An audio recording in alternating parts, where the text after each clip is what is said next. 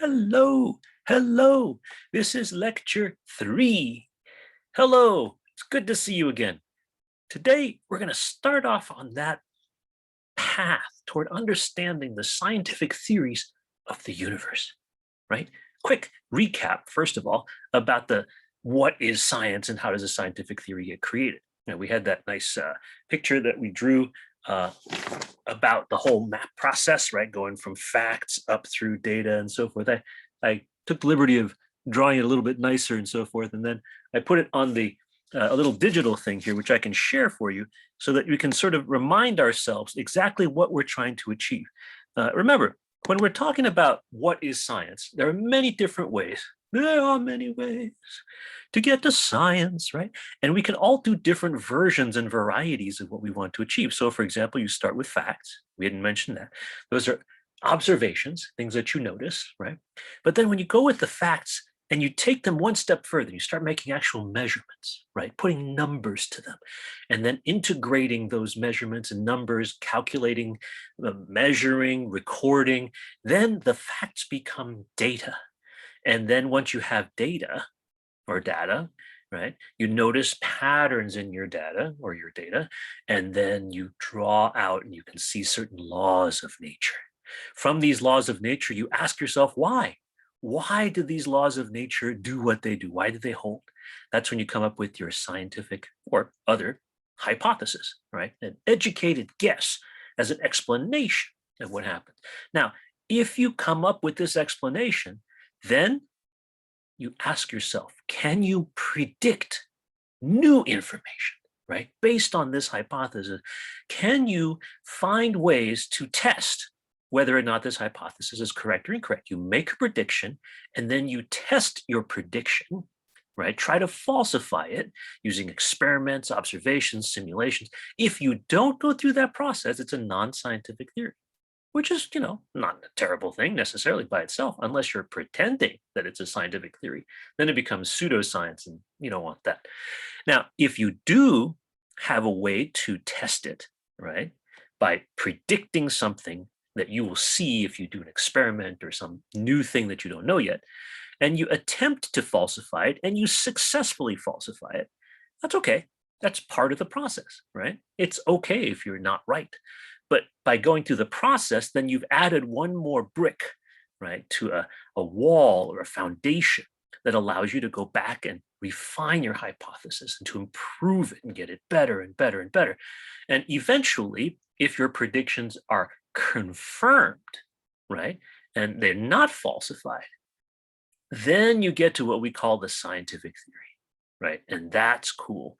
And of course, the part that I want to make sure we remember is that once you've made the scientific theory, this line down here, right, takes you all the way back to the bottom and start over again.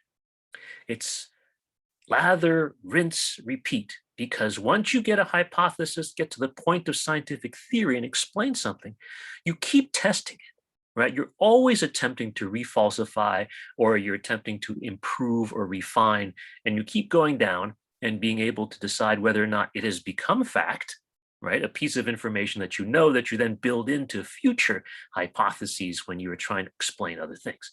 So this process is continuing, right? And if you remember from Karl Popper's Science is Falsification, you remember that there are some kinds of theories which Karl Popper felt were pseudoscientific because they pretended to go through this process or they claimed to go through this process, but instead of doing that, all they did was just kept increasing or making the hypothesis be able to explain everything and never be falsifiable, right? And if there's a situation where you can never falsify a theory, then that's just non-scientific because you can't really say why, well, is this wrong? Was this correct? You kind of lose that track of what we're trying to do as far as science and scientific theories are concerned, right? So let's start with a question. How big is the universe? How big is the universe? Okay, you and I'd like to know that, wouldn't we? How big is the universe? But this is actually a useful question to frame our understanding of science and trying to find our first scientific theories of the universe in which we live.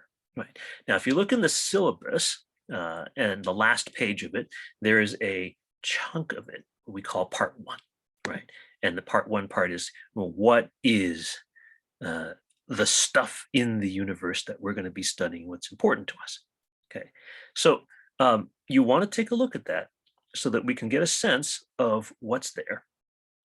But for now, we don't have to worry about it, except to know that you should look at the syllabus now and make sure that you find those lists. And what you'll see in part one is a whole bunch of sort of names, people who try to do things, trying to set up theories and so forth. And so today we're going to start with that. How big is the universe? Now, one very basic way to think about the universe is just so big that it contains everything, right? And it's just infinitely big. We're done, all finished. That's a hypothesis that can be tested, can it not? Can it be falsified?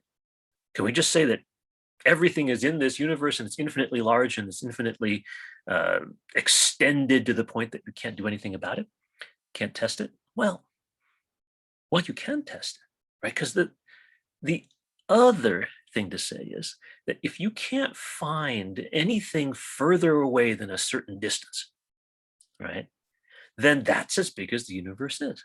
So we can imagine, say, instead of saying, well, the universe is infinitely large, say the universe is at most 20,000 miles across, something like that. Okay. And then you check, you can attempt to falsify it by saying, I'm going to test a prediction. I'm going to measure 100 different stars or planets out there. And I'm going to show that all of those objects are less than 20,000 miles away from us. Then that would not have falsified my hypothesis. Right? On the other hand, if I measure one of those stars, like, oh, that's not 20,000 miles away, that's 20 billion miles away or 20 trillion miles away, then like, then the universe is actually bigger than that.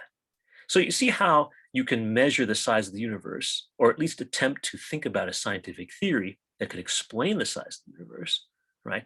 By going successively, not excessively, going successively farther and farther away from us. And that's what happened early in the history of astronomy, right?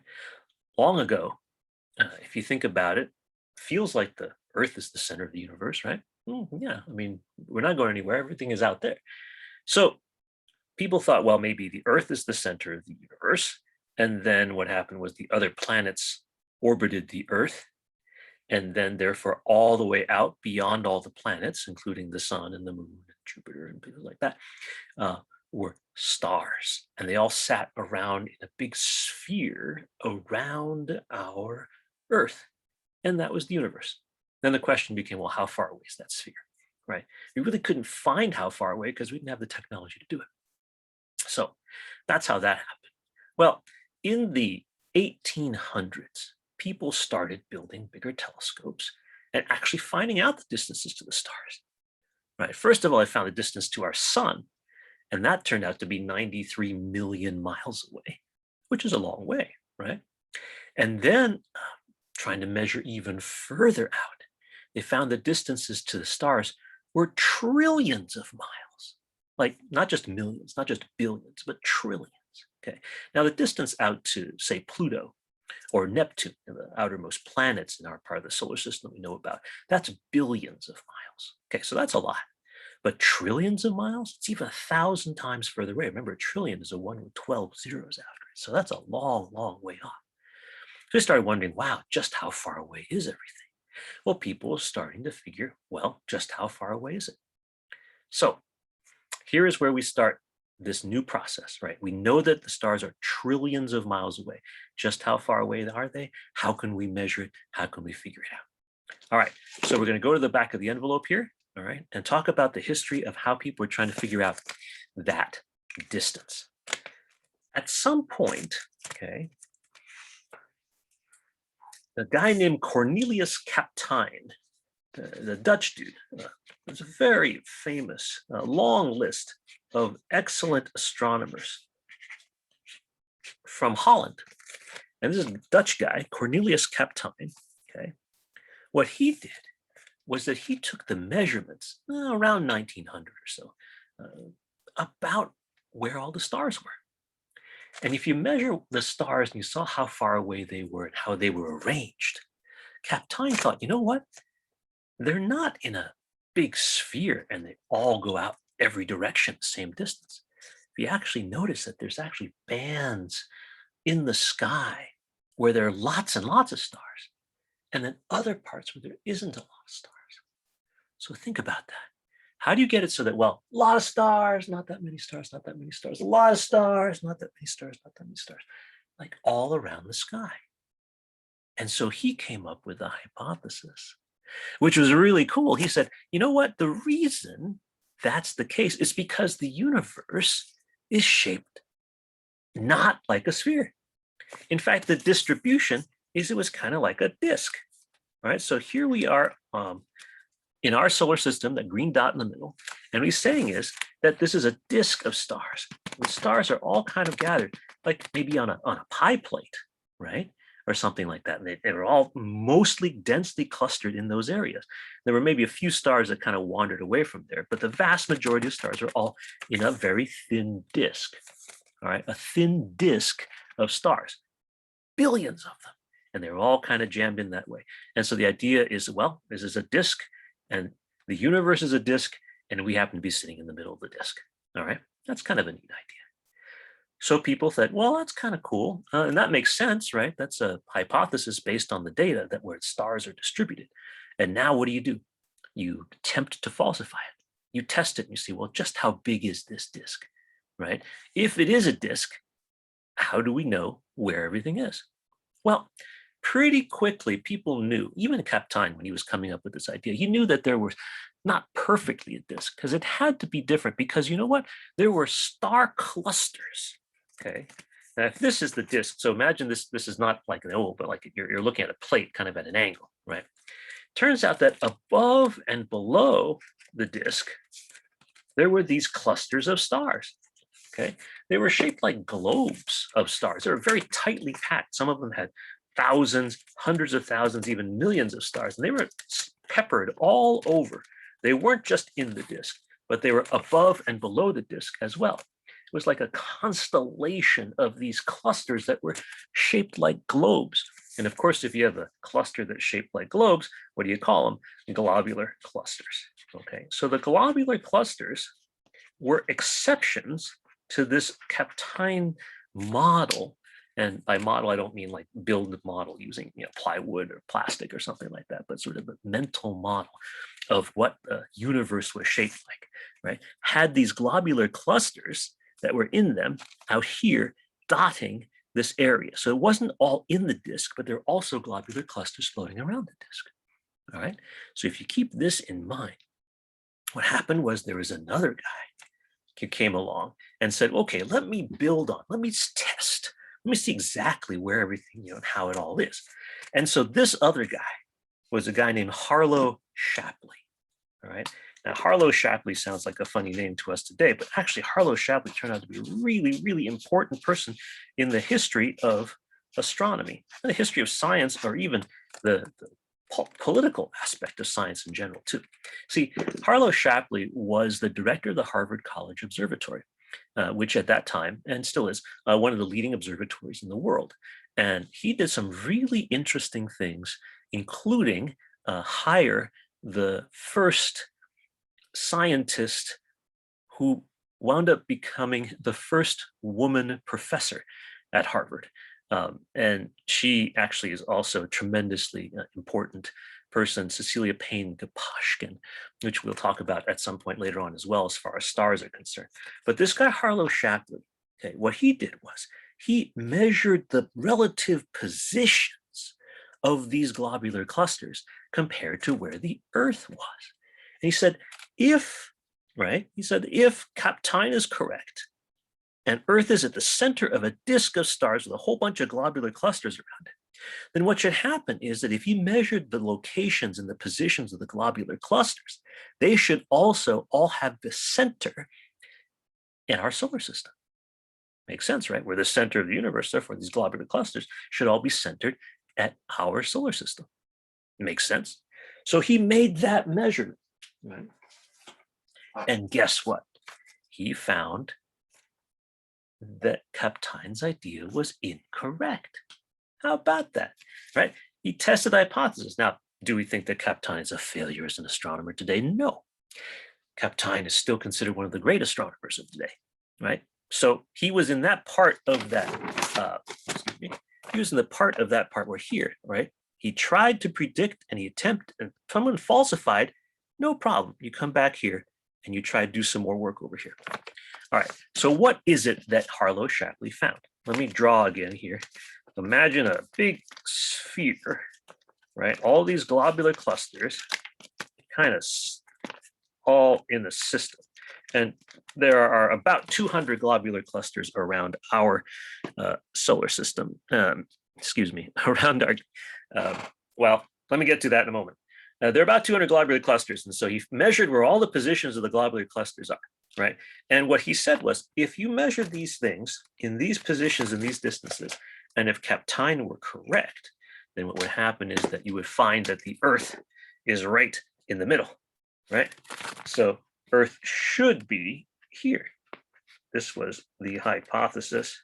This was the test. This is the prediction that we're just testing. But he found that was not the case. Dun, dun, dun.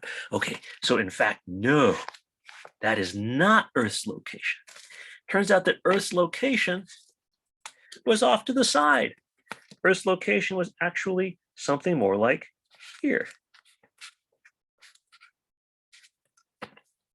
See, instead of being in the middle of all these globular clusters, it's off to one side.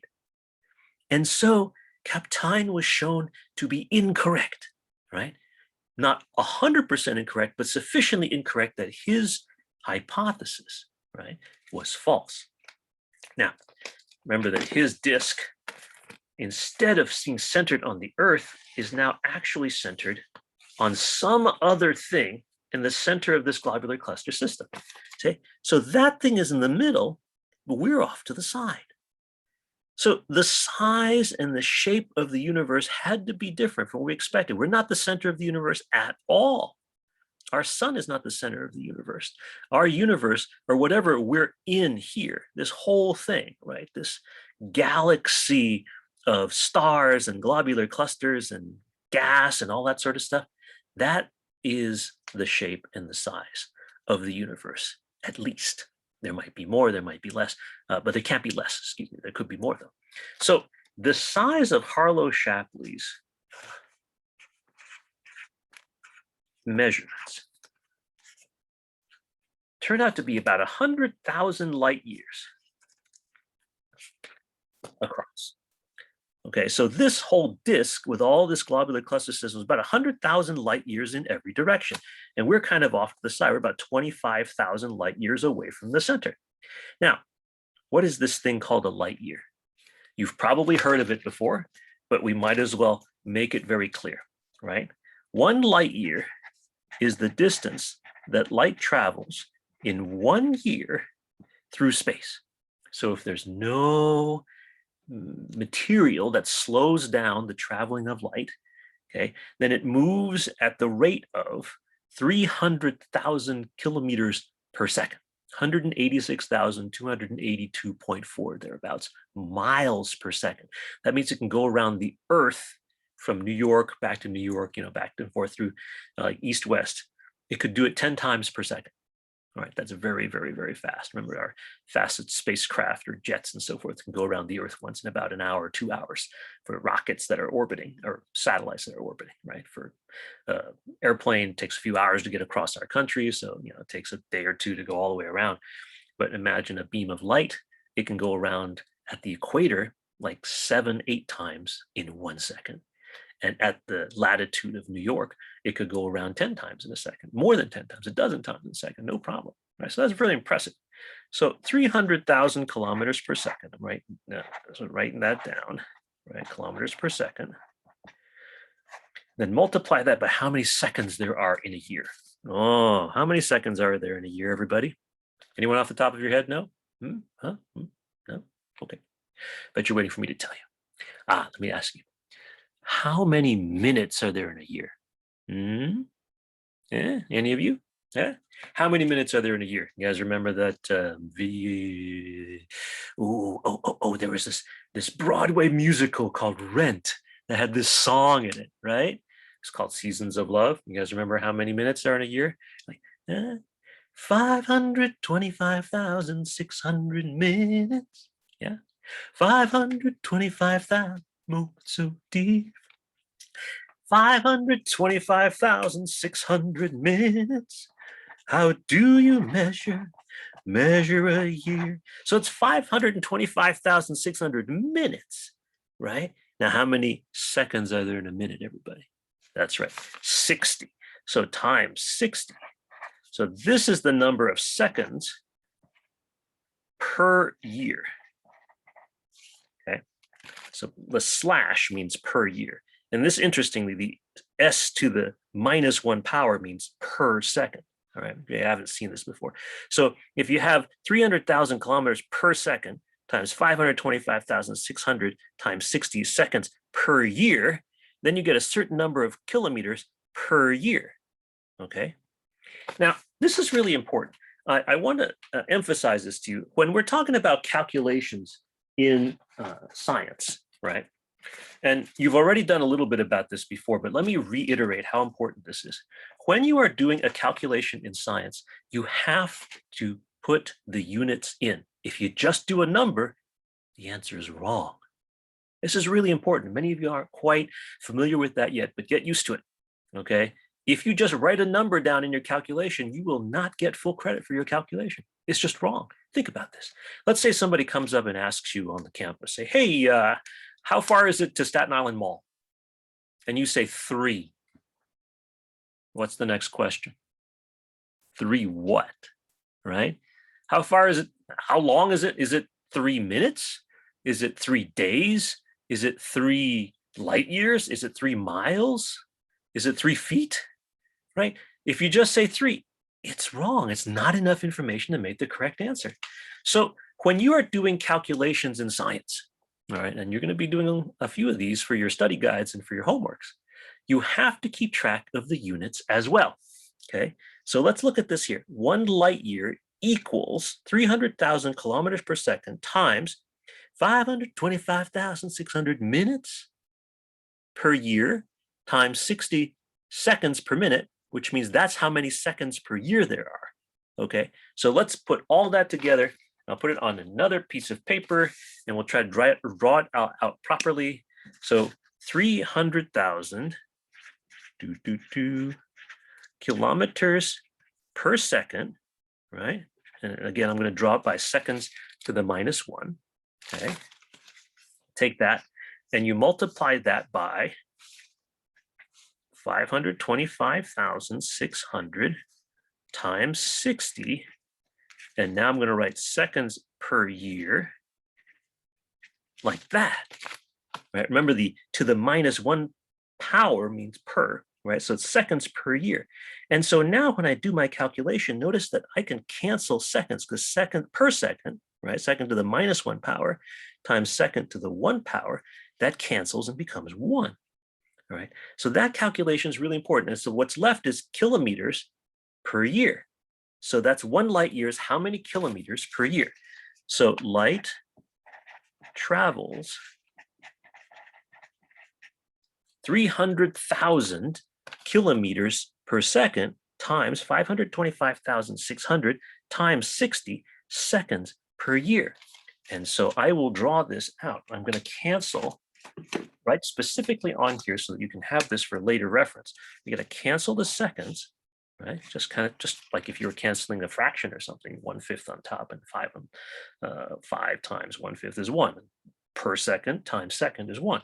And so what's 300,000 times 525,600 times 60? It's a lot of zeros, right? So I'm going to do the calculation. It comes out to about 950. Oh, that's a lot of zeros. 1, 2, 3, 4, 5, 6, 7, 8, 9, 10, 11 Oh my gosh, that's too many. All right, so about that many kilometers per year, about. Okay, that's a ridiculous number. That's a huge number, and it's too much to write. And so we're going to use scientific notation. Those of you who are familiar with scientific notation will know that if I just go 1, 2, 3, 4, 5, 6, 7, 8, 9, 10, 11, 12, and move my numbers over, and that would equal 9.5 times 10 to the 12 kilometers, okay, in a light year.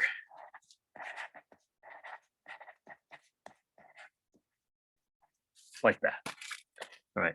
So this is a way that I can reduce a number of zeros I draw, and also I can reduce a number of decimal points, right? All these numbers will wind up with like a whole bunch of different extra digits down over here, which you can write out. But I choose not to write them because I'd rather just do one decimal place.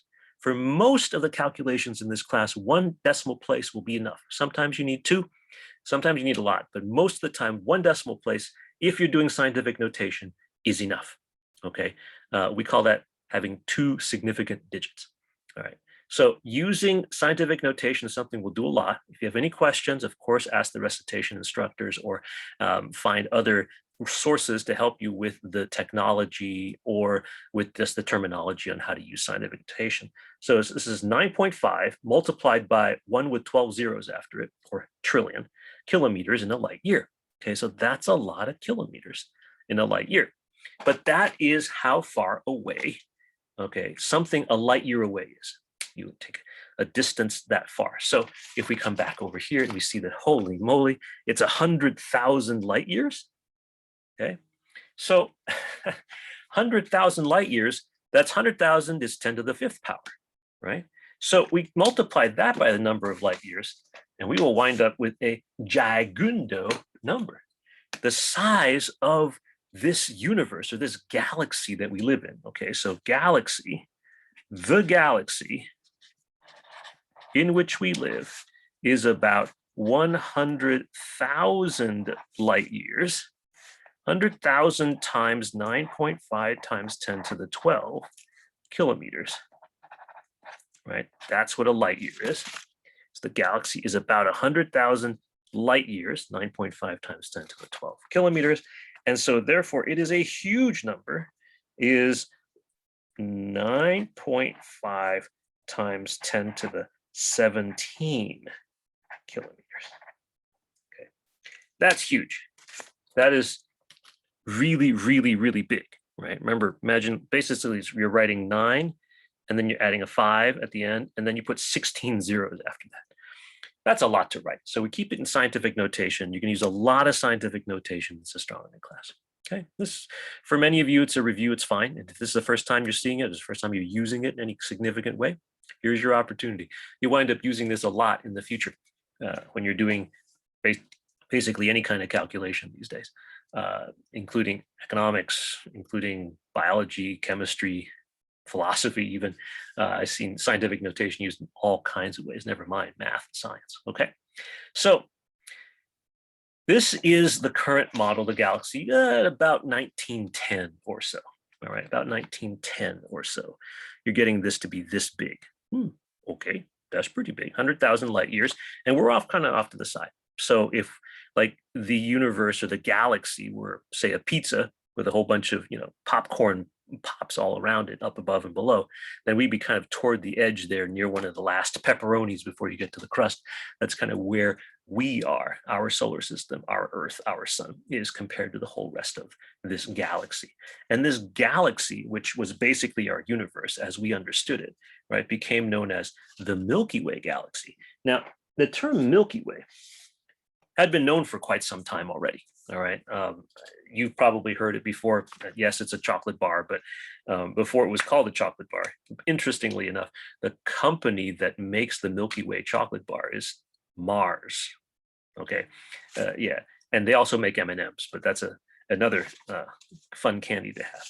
But the Milky Way galaxy, the reason we call it the Milky Way comes from the Latin, okay, Via Lactea, which is what the Romans called the band of light, Via Lactea, that came across the sky. Okay, now at that time, there were not the technologies that allowed you to understand what it was, right? But people thought that, mythologically thought that, well, that was like when Gaia was carrying milk and tripped and spilled milk across the sky, right? And in fact, the word Milky Way is Via Lactea, right? The Milky Way. But the word galaxy, right, comes from a Greek word, which I can't write in Greek because I don't remember how to write the Greek letters that actually spell this out. So I won't try too hard, but it's like gamma, alpha, lambda, alpha, he, iota, omega, or omicron, and sigma, something like that. Okay. Those of you who actually study or know Greek, if I got this wrong, sorry. But that's the word, which kind of comes out as galactos or galaxios or something like that. Okay. And that means milk, right? Or there's a root. You see the word lactose, or lactose, or whatever it is, right? And in fact, galactose is a kind of milk sugar, right? Lactose is the main milk sugar, but galactose is another. But the word galaxy comes from the ancient Greek word for milk. So this Milky Way thing, right, Via Lactea, Milky Way galaxy, is because that ancient astronomers all saw that there was this thing that came across the sky. Now, I should mention, right, that this is the Greek Roman names that we've come to understand through our centuries and millennia up to the English language. And that's why we're teaching it, calling it the Milky Way galaxy. But in Chinese, it had a different name. And in other places, it was called different names too. Just for fun, I'll just give this to you because some of you already know this. But in Chinese, the Milky Way was not milk at all, but it was this. It was the Yinhe, which literally means the silver river, or the river of jewelry, or the beautiful silver river. Now, the river of silver. Okay, now it's the same thing, but we just called it something different because, of course, it was a different cultural environment. And the silver river back then, instead of having some goddess spill the milk over the sky, the silver river was sort of the boundary between heaven and earth. And if you crossed it, then you went in from the land of the gods to the land of the humans, and vice versa. And there's some beautiful romantic stories about the moon and things like that that have to do with that. But we'll talk about that some other time, perhaps, if we get the chance. The bottom line is, the ancient folks who did the observations, they didn't understand the science, but they still made the measurements. So they were doing science. They might not have been following exactly what we might call the scientific theory today, but they were gathering the facts, and they were trying to figure out the data back in those days, and they would put words to it, which eventually became what we study today. And indeed, if you are studying the Milky Way galaxy, this thing that we live in, you will call it the Silver River if you're studying it, for example, in Taiwan or China, and you're learning it in the Chinese language. Pretty cool, right? Anyway, we're going to almost wrap up with this particular lecture number 3 now, but I wanted to give you this piece of information, right? The idea that the galaxy, the Milky Way galaxy, right, had 100,000 light years across. There were billions of stars in a disk, right, shape of a frisbee or a pie plate or something like that. And then all the rest of the globular clusters are centered around this big spherical thing, about 100,000 light years. So you have to find out the Milky Way galaxy has the center right there in the middle, right? You measure the stars in the disk, and you find that the stars in the disk have a pattern to them as well. They're not quite all just pure disks, like evenly distributed all throughout the disk. But if you, excuse me, you can't hear me if I talk. Okay, here we go. We're back. See, I told you. Production value of these videos, not high, but warmth and vigor, high. And then we'll have other videos that have higher production value that you can look up this stuff later. And of course, you've been involved within the study guides already, looking and reading at other things. The point within this galaxy is that if you looked from the side, now you can figure out, right, from this idea that we're off to the side, it's almost like if we were goldfish trying to figure out the shape of our bowl, or heck, even the shape of, say, the lake that we live in. while we actually in the lake, right? If you're a fish, it's like that's hard to do. So they were making the best guess, like what would the galaxy look like from a distance, from where we are? If we were far away from it, what would we look like? So this is kind of how it turns out. If you were looking at the Milky Way galaxy from a distance, yeah, what would the galaxy look like if we were really looking from where we are?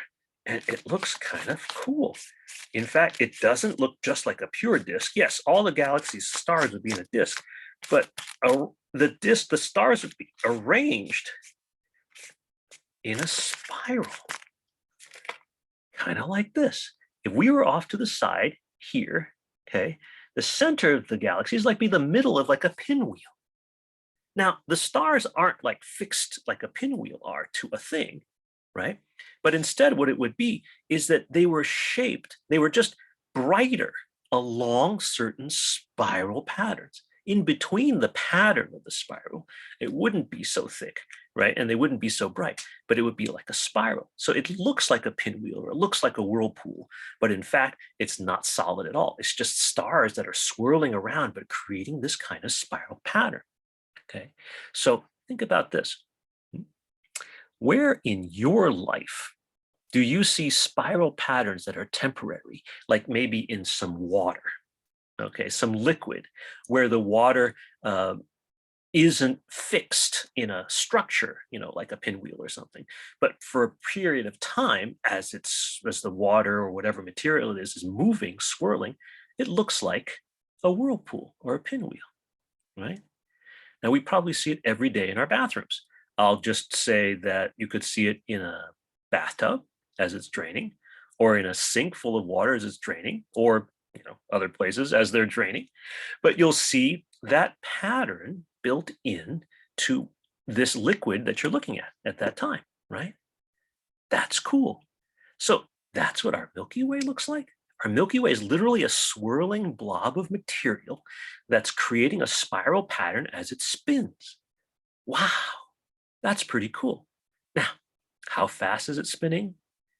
There you go. We have to do some more math. Figure out how fast it's spinning, how long it takes to spin around, things like that. Okay. And well, here is our last bit for this lecture 3. Okay. How big is the universe? Because we have to figure out how fast we're swirling, what we're doing. Because if our galaxy is not the only one, then we should expect to find other galaxies doing roughly the same sort of thing, right? So if you measure about how long it takes for our galaxy to swirl around once, it turns out that if you're measuring how fast our solar system is moving around in the entire galaxy, it turns out that our solar system can go around our galaxy once. It goes all the way around and all the way back. It goes around once about every 250 million years. Whoa. Whoa. Now, this is a pretty significant understanding. Okay. Now, I'll just write this down so we remember. Earth orbits the center. Right. So in this swirl, right? In this swirl, Earth goes all the way around the center of the Milky Way once every 250 million years. Oh my gosh. That's a very, very, very long time, right?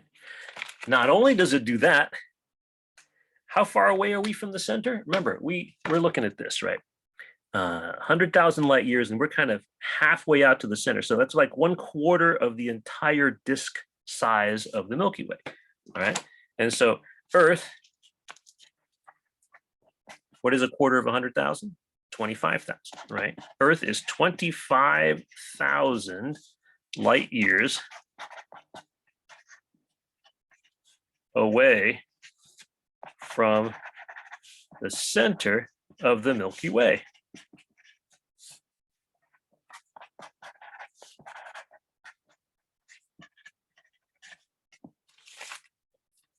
Wow.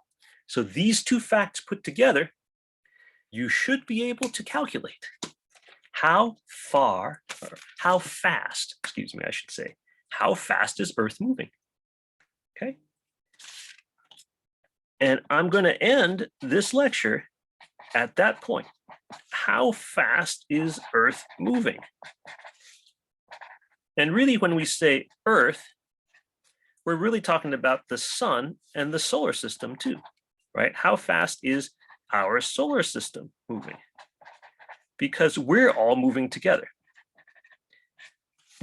Earth, the sun, all the other planets, we're all moving like as a unit through this Milky Way galaxy. How fast is Earth moving? Okay, so I leave it to you to make a quick calculation. In this study guide number 3, you will have a question that you will try to answer. How fast is Earth moving through the galaxy? Show your calculations, get it done, and then we'll talk more about it in lecture 4. Okay, so thank you very much. We have taken our first steps toward understanding a contemporary theory of the universe. How big is the universe? Is it infinitely large? So far, we don't know. It's at least 100,000 years, at least 100,000 light years across, which means it's at least 9.5 times 10 to the 17 kilometers, or about 600,000 trillion miles across. Can we do more? Let's find out. Okay, thank you so much for being here for this video number 3, this lecture 3. I'll see you in lecture 4. Thanks.